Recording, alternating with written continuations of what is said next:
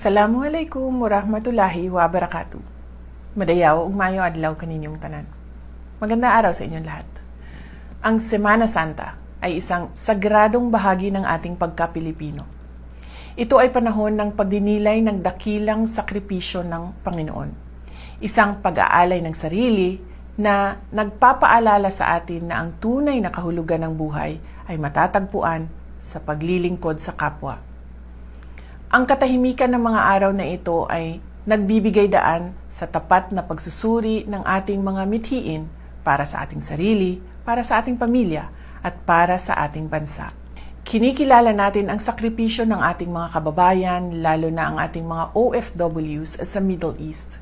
Sa gitna ng kaguluhan, hinihiling natin ang kanilang kaligtasan.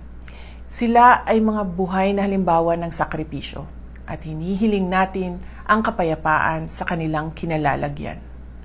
Sa panahong ito ng Kwaresma, isapuso natin ang kapakanan ng ating bansa. Idalangin natin ang isang lipunang pinatatakbo ng katotohanan, katarungan at tapat na malasakit. Naway magsilbing inspirasyon ang aral ng sakripisyo ni Jesus upang tayo ay magkaisa para sa isang matatag at maunlad na Pilipinas. Ang lahat ng ating ginagawa ay para sa Diyos, sa bayan, at sa bawat pamilyang Pilipino. Syukran.